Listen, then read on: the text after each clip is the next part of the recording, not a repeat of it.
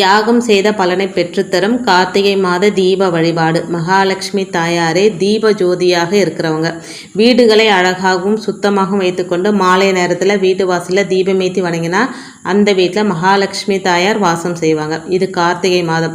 வீடு அப்படின்றது தெய்வ அம்சம் நிறைந்ததாக இருக்கணுங்க. வீட்டை சுத்தமாக வச்சுருந்து வீட்டில் விளக்கேற்றி வழிபாடு செஞ்சோம் அப்படின்னா நம்ம வீட்டில் தெய்வ சக்தி அதிகரிக்கும். தினமும் வீட்டில் விளக்கேற்ற அந்த மகாலட்சுமி தாயாரே நம்ம வீட்டுக்குள்ளே எழுந்தருள்வாங்க அப்படின்றது ஐதீகம்.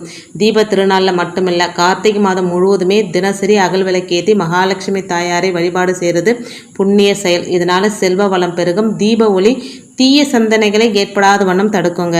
தீபத்தோட அடிபாகத்தில் பிரம்மாவும் தண்டு பாகத்தில் மகாவிஷ்ணுவும் நெய் அப்படி இல்லைன்னா எண்ணெய் ஊத்துற இடத்துல சிவபெருமானம் வாசம் செய்வதா ஐதீகம்.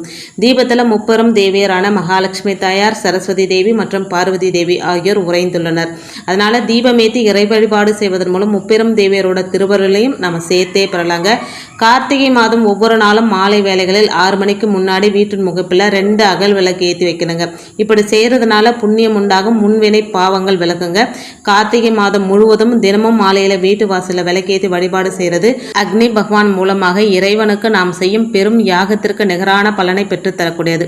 கார்த்திகை மாதம் தினமும் வீட்டில் விளக்கேற்ற முடியாதவங்க இந்த மாதம் வரும் துவாதசி, சதுர்த்தசி, பௌர்ணமி ஆகிய 3 தினங்களில் மட்டுமாவது அவசியம் வீட்டு வாசல்ல தீபமேற்றி கடவுளை வழிபாடு செய்யணுங்க.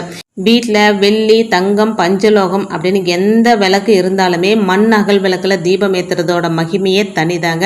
மண் அகல் விளக்கில் தீபம் ஏற்றினா வீட்டில் இருக்கிற பீடைகள் அனைத்துமே அகலுங்க. வீட்டில் மகாலட்சுமி கடாட்சம் நிறைஞ்சிருக்குங்க. பூஜை அறையில் எத்தனை தீபம் வேணாலும் ஏற்றிக்கோங்க. ஒரே ஒரு மண் அகல் விளக்காவது கண்டிப்பாக ஏற்றணும். அதே போல் நிலவாசலும் 2 மண் அகல் விளக்கு ஏற்றி மகாலட்சுமி தாயாரையும் சிவபெருமானையும் நம்ம வழிபாடு செஞ்சோம் அப்படின்னா நம்ம வீடு செல்வ வளத்தோடு அஷ்ட ஐஸ்வரங்களோடு நிறைஞ்சிருக்கும் அப்படின்றது ஒரு நம்பிக்கை. இன்னைக்கு வீடியோவில் நான் சொன்ன விஷயம் பிடிச்சிருந்தது அப்படின்னா சேனலுக்கு சப்ஸ்கிரைப் பண்ணி சப்போர்ட் பண்ணுங்கள். இந்த வீடியோ உங்கள் ஃப்ரெண்ட்ஸ் அண்ட் ஃபேமிலிக்கு ஷேர் பண்ணி விடுங்க. தேங்க்ஸ் ஃபார் வாட்சிங்.